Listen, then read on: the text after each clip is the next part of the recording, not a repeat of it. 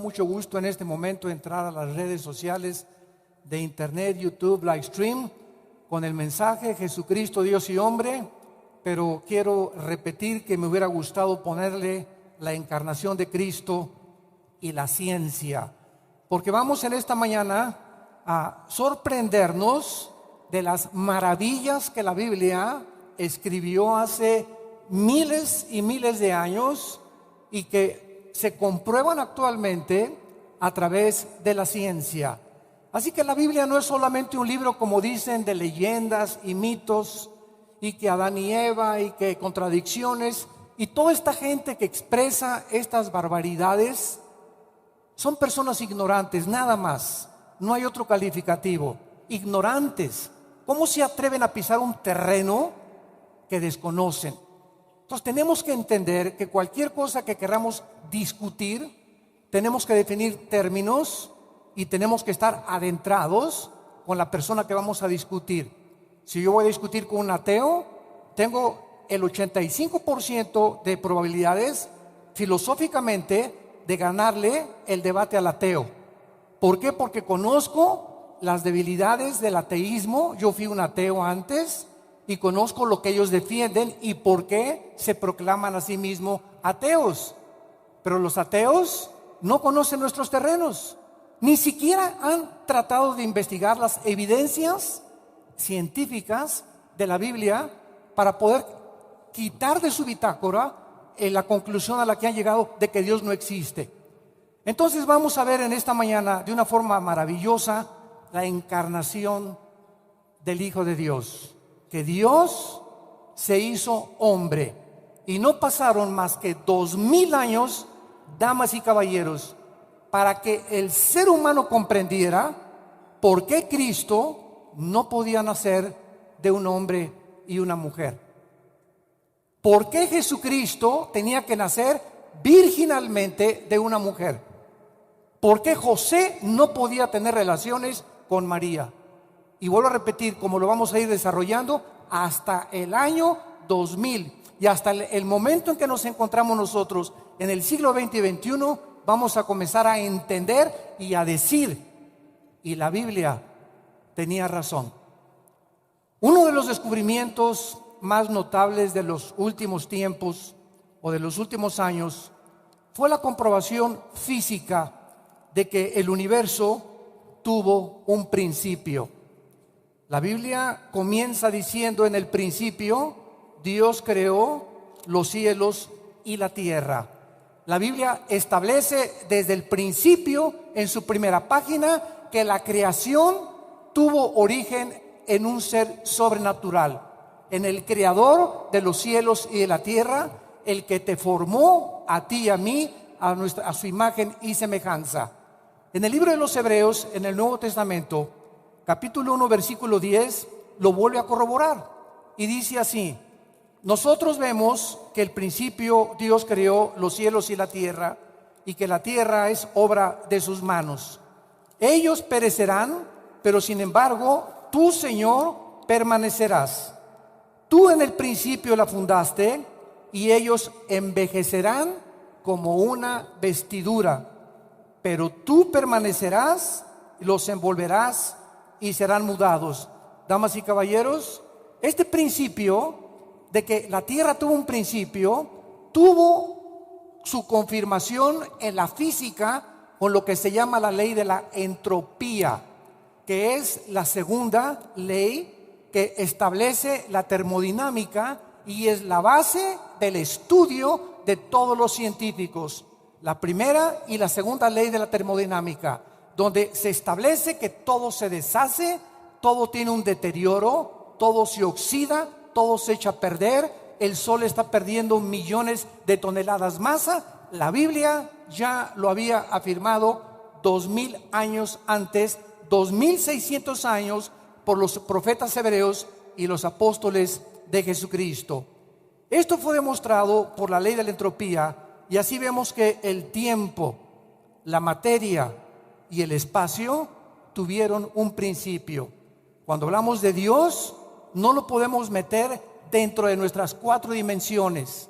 Cuando hablamos de Dios, estamos hablando de una entidad que trasciende las 4 dimensiones en las que tú y yo vivimos, que son la altura, lo bajo, la anchura y la 4ª dimensión que postuló Alberto Einstein y que le llamó el tiempo, con su famosa teoría de la relatividad.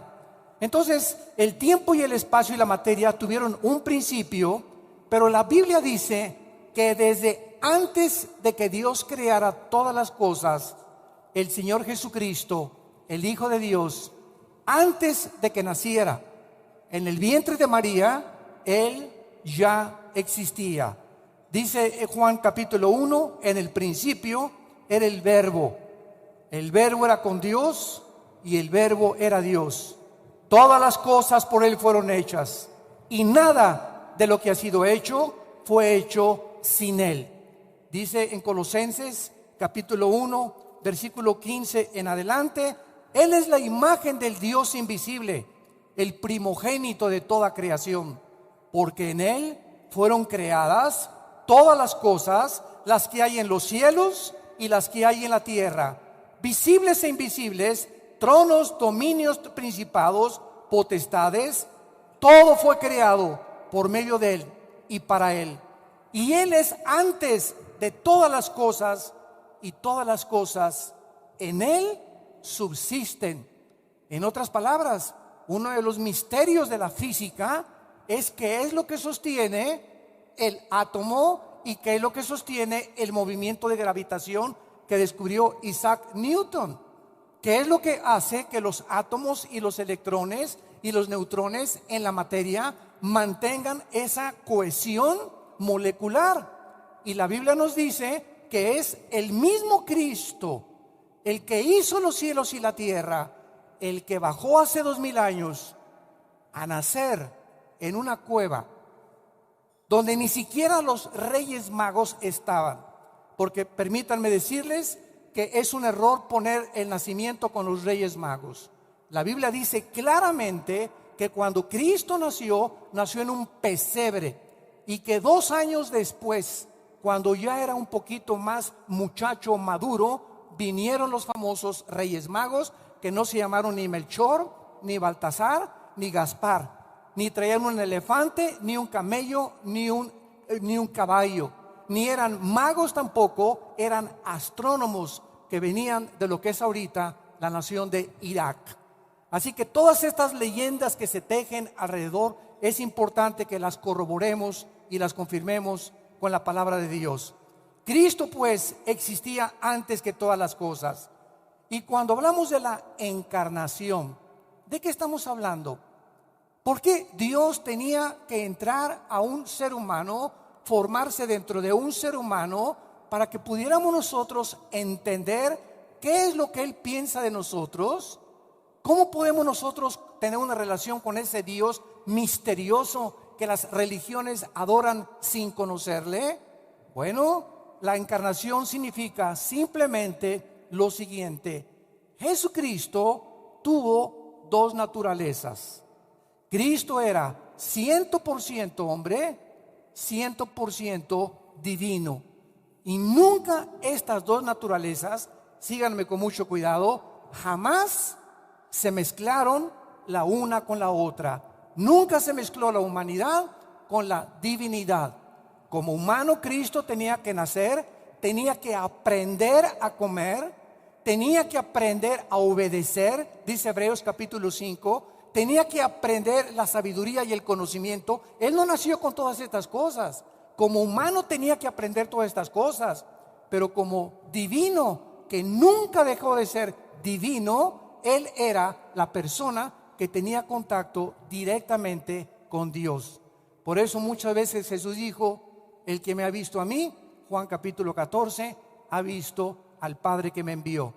Entonces, este misterio de la encarnación no pudo ser comprendido, damas y caballeros, hasta muchos siglos después. ¿Por qué Cristo tenía que nacer de una virgen? Algo incomprensible, pues si es virgen, ¿cómo puede nacer? ¿Quién puede embarazar a una virgen de esta manera? Etcétera, etcétera.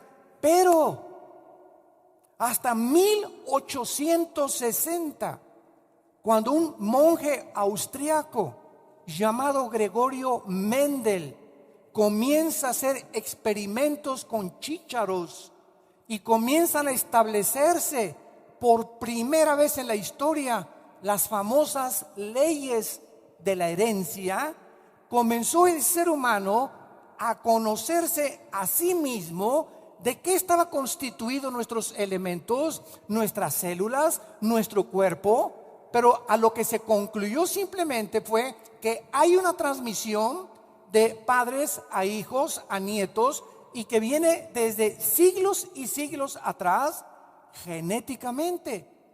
Y como no hay ningún libro en la historia que nos diga de qué estamos formados, más que la Biblia, ni el Ramayana, ni los Vedas, ni el Mahajanivana Sutta, ni el Tripitaka de Buda, ni el Corán de los musulmanes, no existe ningún libro sagrado que nos diga qué es el ser humano, cuáles son los elementos que forman nuestra naturaleza humana. Y la Biblia nos dice que somos espíritu. Tenemos un alma y vivimos dentro de un cuerpo. Repito, somos espíritu. Soy un espíritu principal y básicamente, porque Dios, dice Juan 4:24, es espíritu y nos creó a su imagen y semejanza. Tenemos un alma que es la mente, el intelecto, la voluntad, los sentimientos y las emociones. Y vivimos dentro de una botella, dentro de un cuerpo corruptible que cada día se desgasta, cada día morimos celularmente y comenzamos a envejecer hasta llegar otra vez del polvo de donde Dios nos formó corporalmente. Y qué interesante que la ciencia nos dice actualmente que los 19 elementos químicos que forman la tierra, magnesio, flúor, azufre, potasio, magnesio, hierro, son los 19 elementos químicos que forman el cuerpo. Y los 4 gases que forman la tierra, hidrógeno, carbono, oxígeno, son los 4 gases que forman el cuerpo humano. Y la Biblia tenía razón. Entonces, una vez que comenzamos a entender esto, ¿quiénes somos? Que somos seres espirituales, que no descendemos de chita, ni que tampoco provenimos de los animales. Una teoría absurda que es una de las manifestaciones más aberrantes del intelecto humano y que se sigue defendiendo la teoría de la evolución sin tener ninguna prueba científica. No ha habido en los últimos ciento y tantos años, desde Carlos Darwin, tu padrino, hasta nuestros días, una sola prueba de una mutación de una especie a otra especie. Y se sigue enseñando como una verdad, sin estar demostrado científicamente. ¿Por qué? Porque el ser humano tiene que investigar y tiene que hipotetizar y tiene que teorizar y filosofar al no saber de dónde viene. Entonces tenemos que inventar, y cuando se repite una mentira, como decía Goebbels, Joseph Goebbels, el ministro de propaganda de los nazis, cuando se repite una mentira 100 veces, se acaba aceptando como una verdad. ¿Y cuántas mentiras prevalecen aún dentro de lo que se conoce como la falsamente llamada ciencia? Porque hay la ciencia comprobada científica y la falsamente llamada ciencia, que es de carácter meramente especulativo. Entonces nosotros vemos que Gregorio Mendel descubre que algo se transmite a través de nosotros genéticamente. Pero, damas y caballeros, tuvo que pasar un siglo, casi un siglo, para que el doctor James Watson y el doctor Francis Crick, norteamericanos, se les diera en 1954 el premio Nobel de Medicina, porque descubrieron la estructura molecular del ADN. Y esto revolucionó completamente la investigación del cuerpo humano.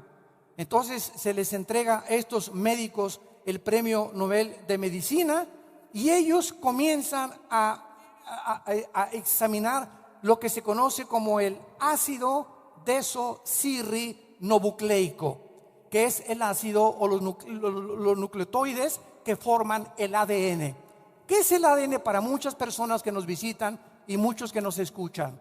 Muy bien, nuestro cuerpo está formado por billones de células. ¿Sí lo oíste bien? Billones de células, que son partículas, ¿verdad? Moléculas microscópicas insignificantes. Sin embargo, en cada una de tus células y en cada una de mis células de mi cuerpo existe información. Si alguien me preguntara cuál es la definición del ADN, le podría contestar: información encapsulada que Dios puso codificadamente en cada célula de nuestro cuerpo, y que esa información está relacionada con lo que tú eres y con lo que yo soy. En otras palabras, en el ADN se encuentra el origen de tu nariz, las orejas que muchos tienen, el color de pelo, la estatura, hasta características emocionales, porque somos un alma, etcétera, etcétera. Y todas estas cosas se encuentran en un software. Porque ahora que entramos al mundo de la cibernética en el siglo XX, podemos comprender también la Biblia. Ya la Biblia nos hablaba que tenemos un software en cada célula de nuestro cuerpo. Y si hay información, la materia, señores ateos, no puede producir información. Si tú sigues insistiendo en que el universo explotó por un Big Bang y que fue un accidente la creación de lo que vemos a nuestro alrededor, ok, pero la materia no produce información, por el amor de Dios. La materia no produce el pensamiento, la materia no produce la conciencia. Son cosas que trascienden la investigación empírica de los científicos ateos. Ahora, qué interesante es. Quiero compartirles algunas cosas acerca de la estructura molecular del ADN. Si nosotros desenrollamos todo el ADN que contiene cada una de nuestras células, llegaríamos a la luna ida y vuelta 6,000 veces. Si desenrolláramos todo el ADN que contiene nuestro cuerpo en cada una de nuestras células, podríamos a la luna ida y vuelta 6,000 veces. El ADN, este código genético integrado dentro de las células, se encuentra en todos los seres vivos y en todas las cosas vivientes, como lo vamos a ver con la Biblia. La secuencia completa del ADN llenaría 500 directorios telefónicos de 1,000 hojas cada uno. La secuencia completa del ADN llenaría 500 directorios telefónicos de 1,000 hojas cada uno. Y cada célula de nuestro cuerpo, de las billones que tenemos, tiene 2 metros de ADN. Así que ya puedes multiplicar, ¿verdad? Si 10 billones o 15 billones por 2, y esta es la razón por la cual iríamos 6 veces ida y vuelta, 6,000 veces ida y vuelta a la luna. Muy bien, vamos al libro del Génesis, que fue escrito hace 4,500 años, y vamos a descubrir en este maravilloso libro que Dios, desde el principio de la creación, desde que el mundo fue creado, damas y caballeros, Dios establece las leyes inexorables de la genética. Y dice así, versículo 11 y versículo 12: después dijo Dios: produzca la tierra hierba verde, hierba que dé semilla, hierba que dé semilla, árbol que dé fruto según su género, que su semilla esté en él sobre la tierra. Y fue así.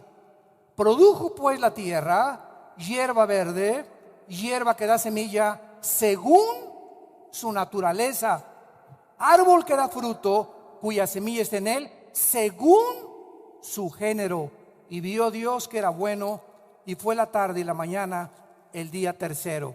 Versículo 24 y 25 del mismo capítulo 1.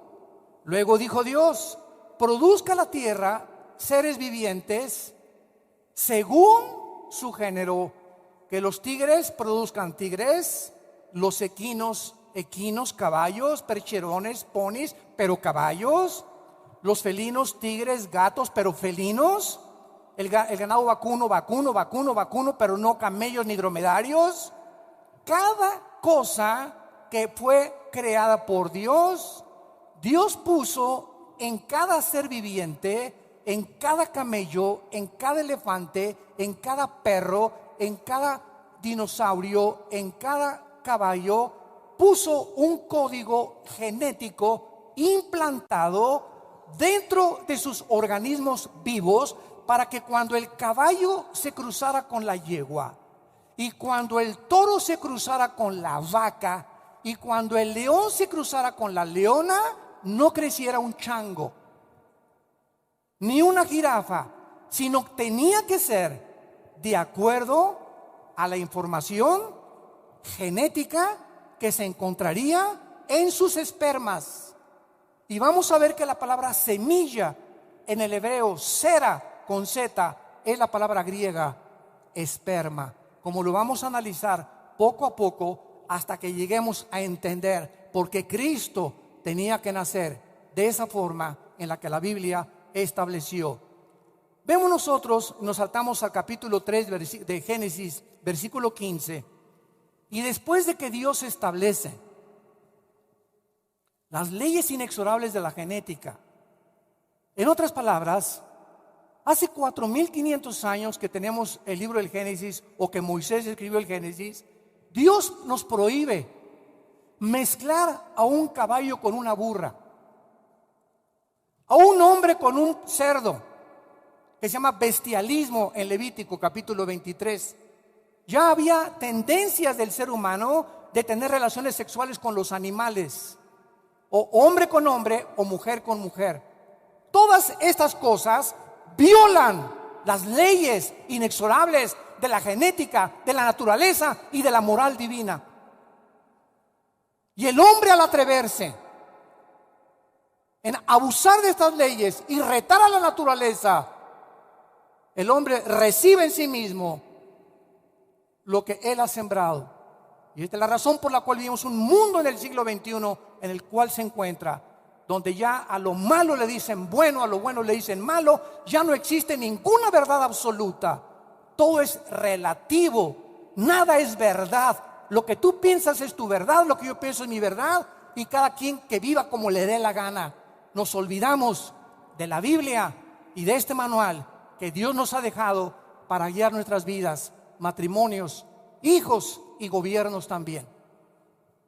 En Génesis 3:15 encontramos la primera promesa de Dios del nacimiento del Mesías, HaMashiach Yeshua, que en hebreo es el Mesías o el Salvador Jesús. Y dice así: pondré enemistad entre ti y la mujer, entre tu simiente y la simiente suya. Esta te herirá en la cabeza y tú le herirás en el calcañar.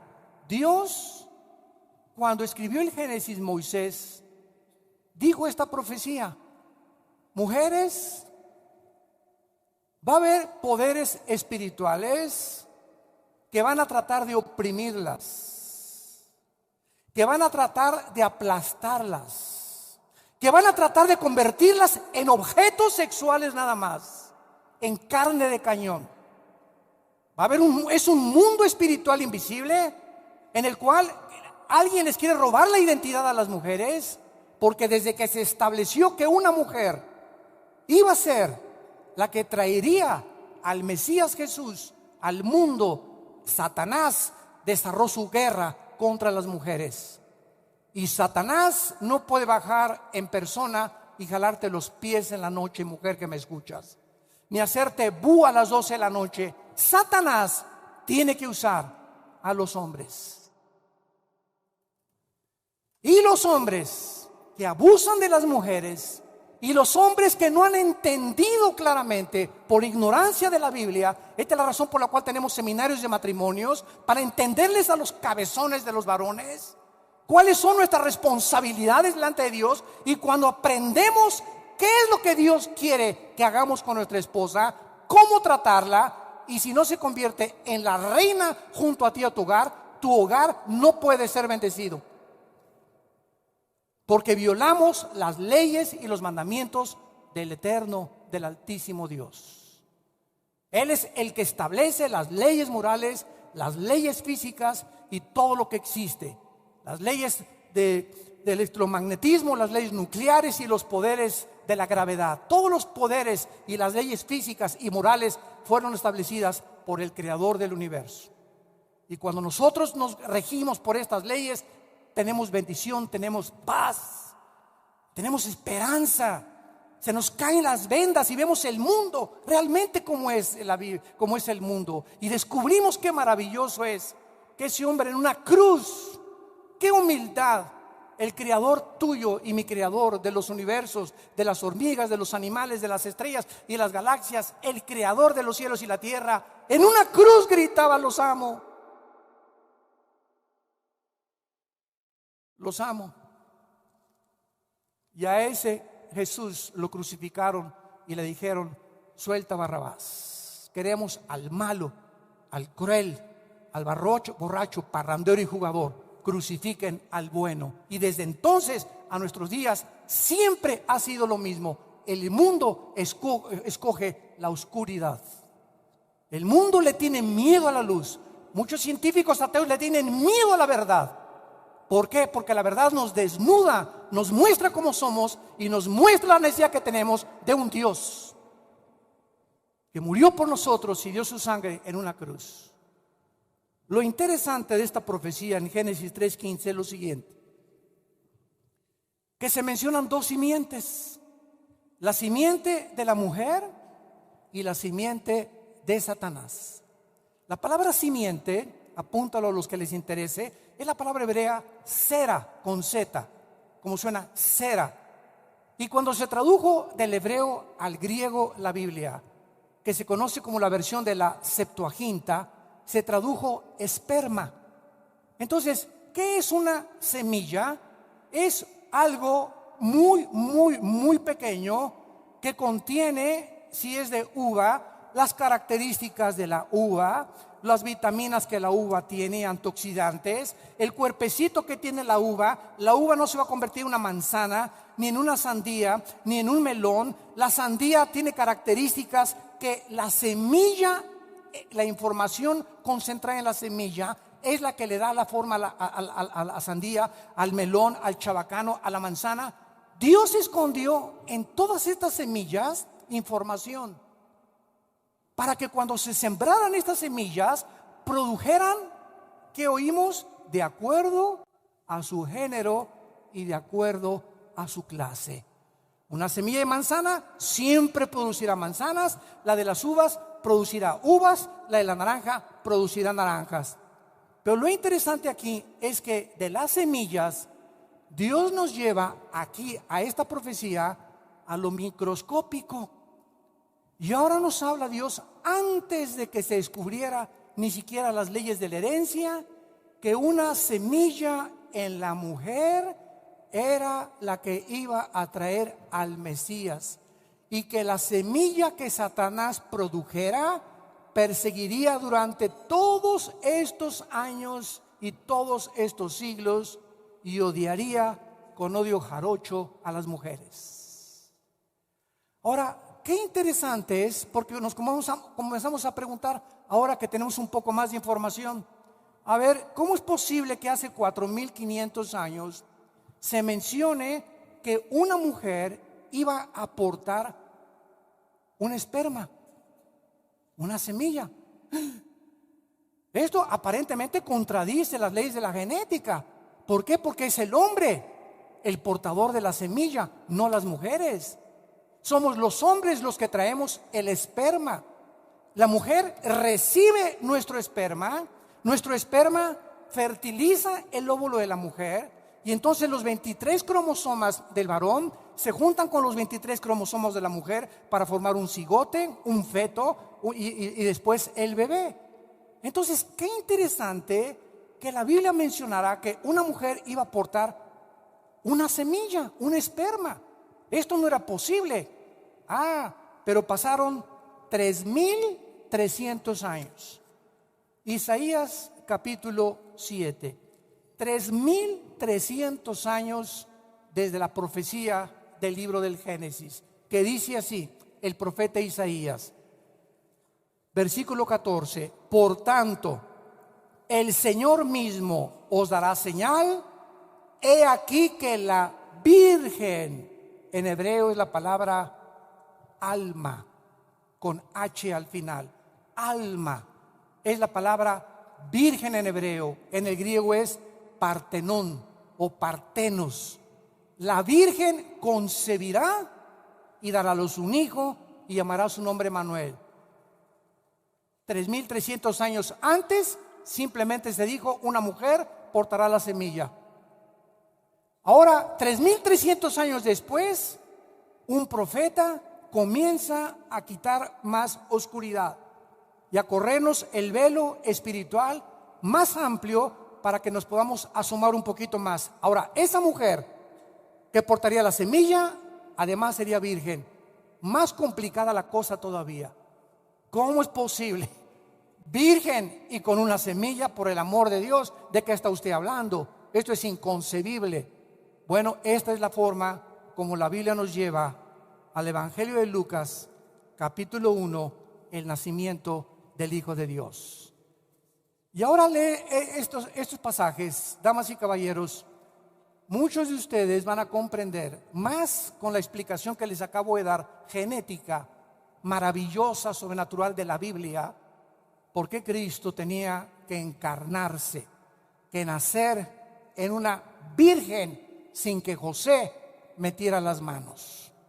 Y dice así en el versículo 26 de Lucas capítulo 1: al sexto mes, el ángel Gabriel fue enviado a Dios a una ciudad de Galilea llamada Nazaret.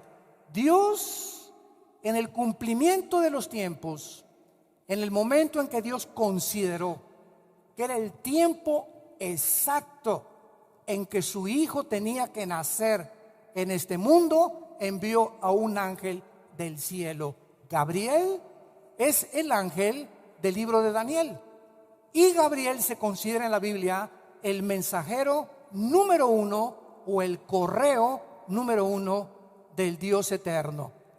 Muy bien, este ángel fue enviado a una virgen desposada. ¿Qué significa? Comprometida. No estaban casados, ya se iban a ir a Cancún, pero todavía no se iban. Con un varón que se llamaba José, de la casa de David. Y el nombre de la virgen era Miriam. El nombre de la virgen era Miriam, que se tradujo María. Y el ángel entrando le dijo: salve muy favorecida, el Señor es contigo, bendita tú entre las mujeres. Mas ella, cuando le vio, se turbó por sus palabras y pensaba: ¿qué salutación sería esta?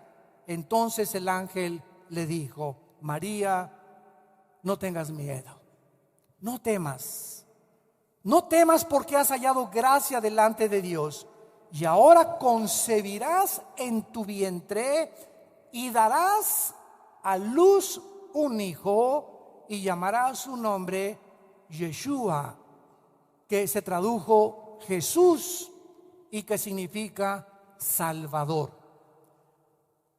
Este será grande y será llamado Hijo del Altísimo, no de José, Hijo del Altísimo, y el Señor Dios le dará el trono de David su padre, y reinará sobre la casa de Jacob para siempre, y su reino no tendrá fin. Imagínense a la Virgen.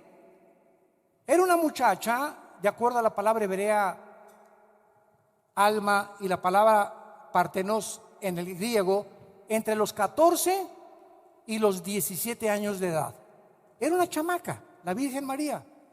Se le aparece el ángel y le dice: te vas a embarazar.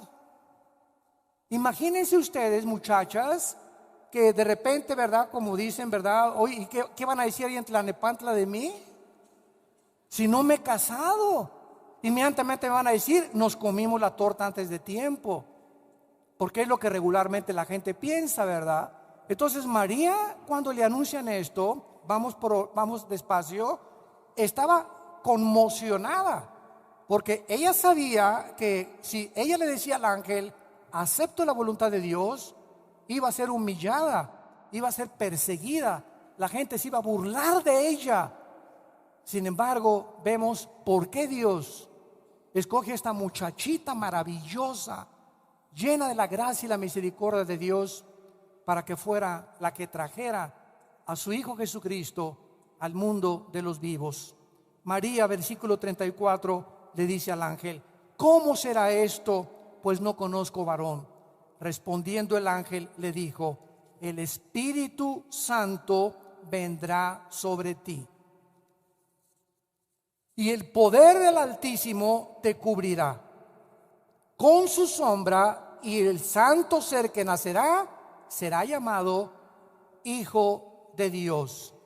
Vemos nosotros algo que es absolutamente interesante, porque cuando leemos la Biblia descubrimos lo siguiente: el pecado no fue introducido al mundo por una mujer. Si yo les preguntara a ustedes que conocen la Biblia, ¿quién pecó primero, Adán o Eva? Por favor, no me digan Adán. La primera que pecó fue ella, la mujer. Sin embargo, aquí hay algo misterioso y fantástico. La Biblia nos dice que el pecado entró al mundo por el hombre.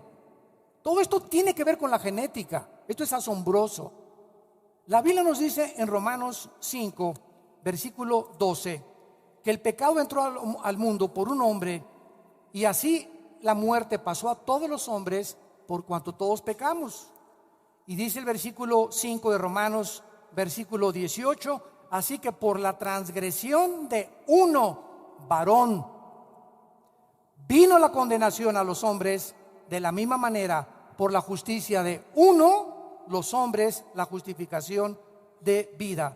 Porque así como por la desobediencia de un hombre, ahí está, la Biblia le echa la culpa al varón. Es el varón el que introdujo el pecado al mundo. Así también muchos serán constituidos por la obediencia de uno, los justos. Cuando Adán pecó, entonces toda la raza humana recibió una infección hereditaria. Y así como heredamos las características físicas en el ADN que traemos en cada una de nuestras células de nuestros tatarabuelos, y así como también heredamos características emocionales, es igual de berrinchuda que su abuela, es igual de enojón que su papá, es igual de tonta que la mamá, es igual de burro que el papá, etcétera, etcétera. La Biblia, al descubrirnos que somos espíritu, forzosamente teníamos que haber heredado características espirituales.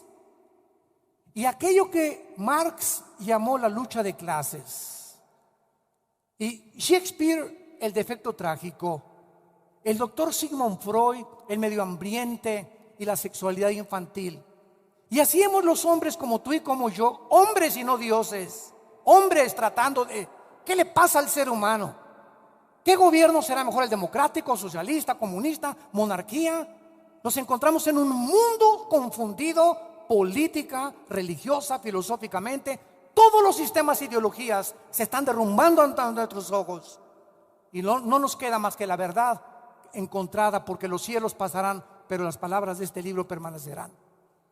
Han pasado 2000 años, damas y caballeros. Un solo error no se ha podido encontrar en la Biblia, ni geográfico, ni histórico, ni científico.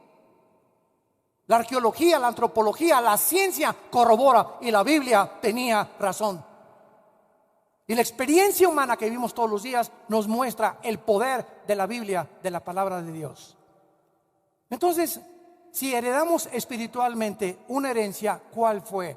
Que los hombres no han podido descubrir. La Biblia usa una palabra para decirnos cuál es la infección con la que tú y yo nacimos, que venimos acarreando genéticamente desde Adán, y se llama pecado. Ahora vean la relación de la genética con lo que les estoy diciendo. La mujer tiene cromosomas XX. Es el cromosoma Y el que determina el género masculino. Todos los hombres que me escuchan y yo, su servidor, cuando nacimos es porque el cromosoma Y, no el X, el Y de mi papá fertilizó el óvulo de mi mamá, que son con 2X, y entonces se juntaron las 2X de mi mamá con la Y de mi papá y nacimos varón. Biológicamente, el ADN determina el género masculino o femenino. Esto es muy interesante porque por esta es la razón, ¿verdad? Porque el pecado entró por un hombre, por lo tanto, si el pecado entró por un hombre es porque el cromosoma Y venía infectado. Lo que determina el género masculino venía infectado. Y esta es la razón. Si el pecado entró por un hombre, el pecado tenía que ser pagado por un hombre también. Esta es la razón por la cual Dios no envió a su unigénita hija. Dios envió a su unigénito hijo para salvar la humanidad, a su hijo del pecado. Y lo interesante acerca del cromosoma Y es que solo puede provenir del padre. El cromosoma Y nunca vendrá de la mamá. Y lo podemos trazar, como dijimos, desde Adán, porque fue el primer hombre en recibir el cromosoma de Dios para determinar el género masculino. Para que la raza humana fuera salvada, tenía que haber un cromosoma Y, porque tenía que ser un hombre, no una mujer, la que moría en una cruz. Y ese hombre no podría traer el cromosoma Y infectado por la herencia del pecado. Tenía que ser un cromosoma Y no contaminado, y solo Dios lo podía implantar en el óvulo de María. María, José no va a meterse contigo. ¿Por qué? Si lo quiero mucho, no importa lo que lo quieras. Si José tiene relaciones con María, el Hijo de Dios hubiera nacido como tú y como yo, en pecado hemos nacido y en pecado nos concibió nuestra madre. Salmo 51. Hemos nacido en pecado. Es la condición del ser humano, en contra de las leyes de Dios e infectados genéticamente. Ahora entendemos por qué José no podía tener relaciones con María. La genética descubierta en el siglo XX y corroborada por la ciencia nos comprueba que la Biblia tenía razón desde el principio del Génesis, cuando Dios establece las leyes inexorables de la ciencia. Ateos que me escuchan, ¿quieren más pruebas? ¿O eres tan ciego que teniendo las evidencias y le dices no es cierto, no es blanco, es negro, no hay ningún problema? Tu problema no es falta de luz, es porque has decidido no creer en Dios jamás. No importa que se te aparezca alguien de entre los muertos. El problema es el corazón del hombre, la dureza del corazón. Y casi siempre, en el 80% de las gentes que rechazan la Biblia y rechazan a Cristo, están seguros de algo. En sus vidas hay problemas de moral. Hace algún tiempo tuve una cruzada en la Plaza de Toros de Villahermosa, Tabasco. Y me acuerdo que al acabar la cruzada se acercaron 3 muchachas y me dijeron: oiga, señora Dulce, fíjese que tenemos aquí una muchachita como de 17, 18 años de edad, y dice que todo lo que usted dijo eran puras burradas, que ella no, porque prediqué sobre el infierno en esa noche. Y me dice, ella no cree en el infierno. Entonces le pregunté a la muchacha, oye, ¿no crees en el infierno? Y le dije, no, no. Me dice, no, no creo en el infierno. Le dije, mira, yo te di evidencias muy grandes de que Cristo habló más del infierno que del cielo. Cristo mencionó más veces el infierno que el cielo.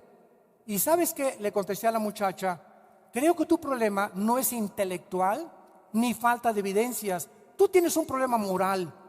Y me contestan sus amigas, sí es cierto, señor Alducin, tiene 3 amantes. No es de que no puedan creer, es que no les conviene creer. No te conviene creer, porque el Dios de la Biblia destruye tu independencia, autonomía, y nos derriba al suelo y nos dice que le sirvamos con todo el alma y con todo el corazón. Pero nosotros decimos, no, déjame vivir mi vida. Yo quiero estar como estoy, quiero pecar. Me gusta el pecado, me gusta la homosexualidad, me gusta el lesbianismo, me gusta robar, me gusta transar. El que no tranza no avanza. Y estas cosas son las que nos impiden que Jesús entre a nuestra vida. Y esta es la razón por la cual la luz vino al mundo, dice Juan capítulo 3, y los hombres rechazaron la luz porque sus obras eran malas. Los fariseos en Juan capítulo 11, escuchen esto, los fariseos, el día que Cristo hizo el milagro más grande de todo su ministerio, resucitar a Lázaro, que tenía 3 días hediendo ya, hedía, la sangre ya estaba descompuesta, ahí estaba Lázaro en su tumba, su espíritu ya había salido de él, la carne descomponiéndose, ya estaba morado, blanco, etcétera, etcétera. Y cuando oye la voz que le dice, Lázaro, ven fuera, el espíritu entra al cuerpo de Lázaro. Dice Santiago 2, el libro de Santiago, que el cuerpo sin el espíritu no puede vivir. El espíritu entra al cuerpo de Lázaro, lo vivifica, restaura la circulación de la sangre, restaura el daño hormonal y neurológico que había sufrido, y entra el espíritu entre Lázaro, y Lázaro sale vivo de la tumba. Ese día, los fariseos que vieron este milagro, ese día planearon matar a Cristo. Léelo en Juan capítulo 11. El mismo día del milagro más grande, planean matar a Cristo. Es mentira que los milagros produzcan fe o que los milagros cambien la vida o alteren a una persona. ¿Por cuánto tiempo? Un milagro. Y sí, y vi esto, y se levantó de la silla de ruedas. Te dura 3 o 4 días. Lo que nos cambia es la semilla, el esperma incorruptible de la palabra de Dios. El poder se encuentra en la palabra de Dios. La fe es por el oír, no por ver. Escucha muy bien, es por el oír, no es por la vista. No caminamos por vista, caminamos por fe. Pero se acostumbra ahora la cristiandad a que vean milagros y milagros, y que lo sobrenatural, y así está el mundo nada más. Queremos, ¿verdad? Algo que nos pueda agitar y nos pueda levantar y nos pueda levantar. Queremos algo que trascienda, algo. Quiero sentir al Espíritu Santo, me quiero comenzar a temblar así para sentir que el Espíritu Santo, o que alguien me tumbe al suelo.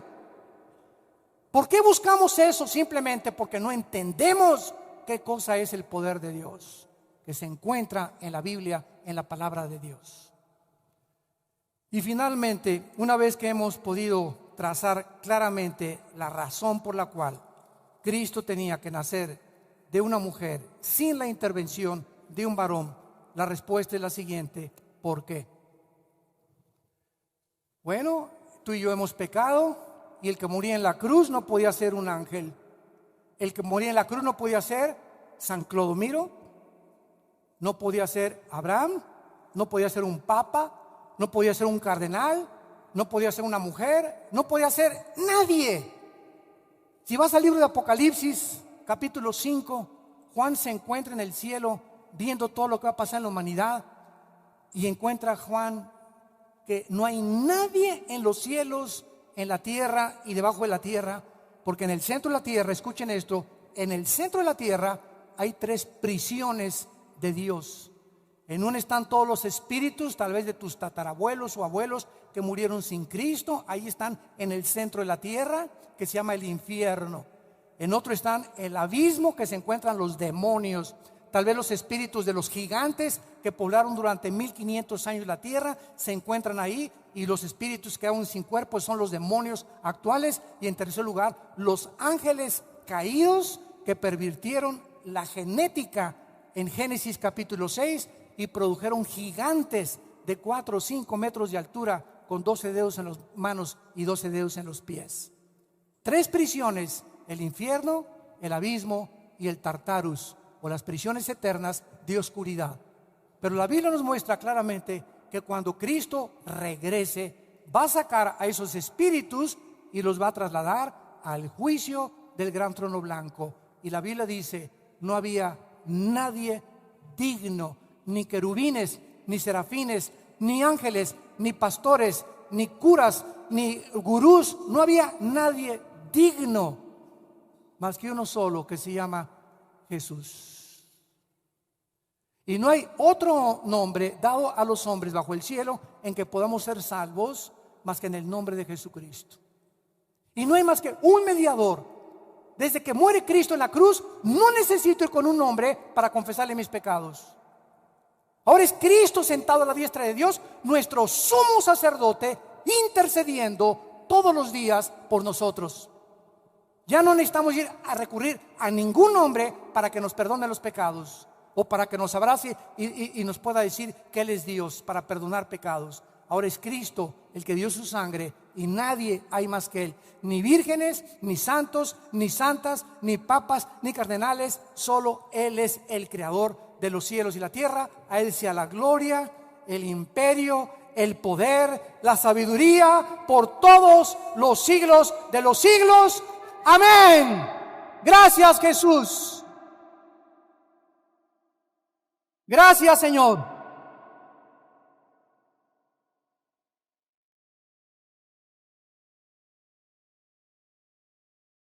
Ese hombre que muere en la cruz, a los 3 días se levanta de los muertos.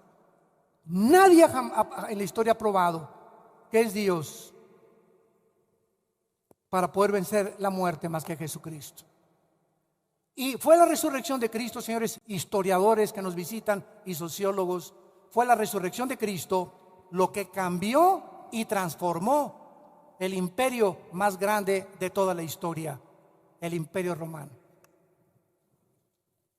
Convirtió completamente el Imperio Romano. Constantino, el último emperador, 350 después de Jesucristo, ve una luz en el cielo que dice: por este signo vencerás. Constantino dice que se convierte al cristianismo y ordena que ya no se echen a los cristianos a los leones, que ya no se echen al Coliseo Romano, y ordena que la religión del Imperio Romano sea el cristianismo. Desgraciadamente, de Constantino a nuestros días, se ha obligado que si tú naces católico, eres católico, protestante, protestante, mormón, mormón, testigo de Jehová, testigo de Jehová. Y hasta que tú vienes a la Biblia por ti mismo y descubres que no es la religión que nos heredaron nuestros padres, sino que yo necesito, porque Dios no tiene nietos, Dios necesita que yo me encuentre con su Hijo. Aunque mi mamá sea la monja y mi tío sea el cardenal y sea yo sobrino del Papa, yo y tú necesitamos un encuentro personal con el Hijo de Dios. Y hasta que tú no tengas este encuentro con Él, que puede ser esta mañana, tu vida seguirá siendo la misma. Seguirás de botella en botella, de droga en droga, de filosofía en filosofía, de cine en cine, de mujer en mujer, de negocio en negocio, siempre buscando y sin encontrar. Y cuando llegues allá al éxito, a donde tú aspiras llegar, pues yo quiero llegar a la presidencia de la República, o tener 10 empresas, o llegar a tener billones de dólares. Cuando estés allá arriba, vas a descubrir algo tremendo, que allá arriba, sin Dios, mientras más alto subes, más rápido vas a caer. Porque no podemos sostenernos en el éxito de arriba de la montaña sin Dios. ¿Por qué? Porque el poder descompone a los seres humanos. El dinero nos descompone. El orgullo, la altivez, el aplauso, el reconocimiento que se recibe descompone al ser humano. Artistas, deportistas, políticos y la persona que tú me quieras mencionar. No fuimos creados para eso. Por eso dice la Biblia: híncate solo delante de Jesús. Adora solo a Jesús. Nunca adores un hombre, nunca te hinques delante de un hombre. Adora a Dios, porque Él es el único digno y el que puede en esta mañana perdonar tus pecados.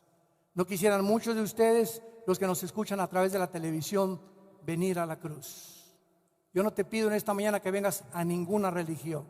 Te pido que vengas a una cruz, en el monte Moriah, el mismo monte donde Abraham iba a sacrificar a Isaac. En ese monte Abraham dijo: Jehová Jireh, Dios proveerá. Y 4000 años después, en el mismo monte, Dios nos proveyó a su Hijo Jesucristo. En el mismo lugar donde Abraham iba a sacrificar a su hijo, Dios provee la respuesta y la medicina para la infección con la cual nacimos, que se llama pecado. Les pido por unos instantes que inclinen su cabeza. Y así, con tu rostro inclinado, Jesús dijo: yo soy el camino, yo soy la verdad, yo soy la vida. Yo soy el pan que descendió del cielo para darte vida, para llenar ese vacío con el cual naciste y llenarte de plenitud, de esperanza y de gozo y de una paz que sobrepasa el entendimiento humano. Quiero decirte, dice la Biblia, que separado de Dios nunca se cumplirán tus sueños, y si se cumplen, se convertirán en contra de ti, porque no fuimos creados para nosotros mismos, sino para Él. Ya nadie vive para sí mismo.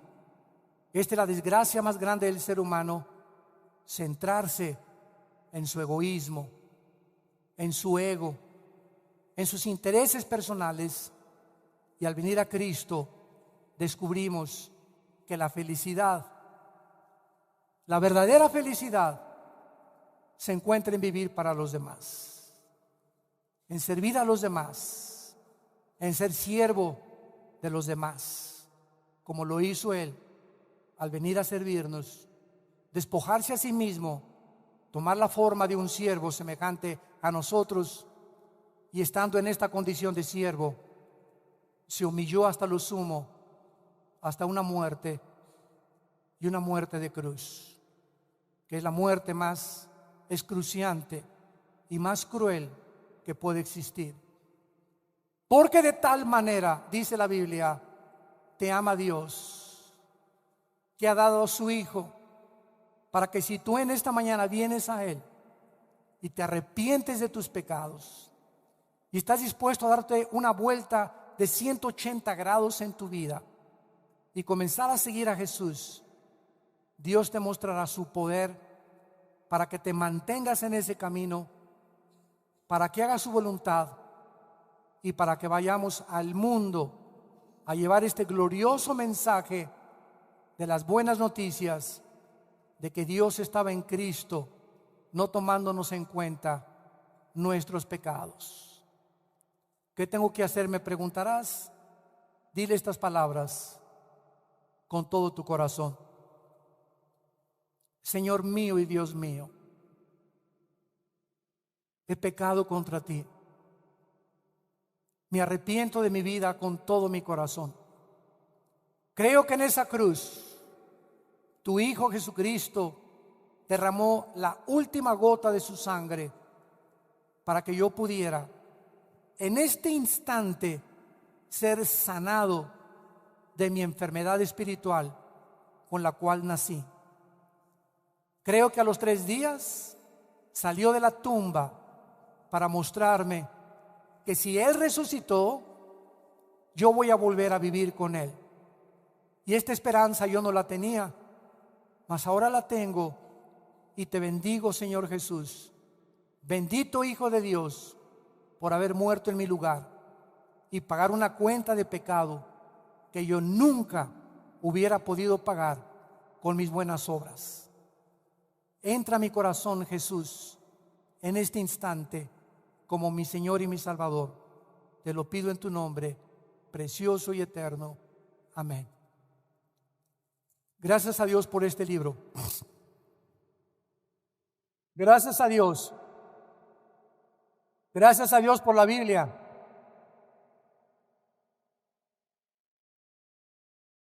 Le damos gracias a Dios a todos ustedes que en todos estos años nos han ayudado con sus oraciones.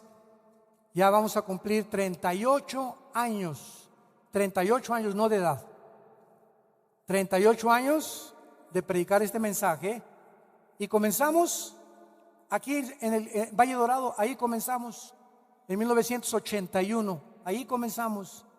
Después estuvimos en el Cine Apolo, y ha sido toda esta área del norte donde Dios nos ha usado. Claro que ahora ya nos hemos movido a más de 50 y tantas naciones en el mundo. Pero aquí tuvimos nuestro origen en el norte, con personas como tú y como las que trajiste como invitados.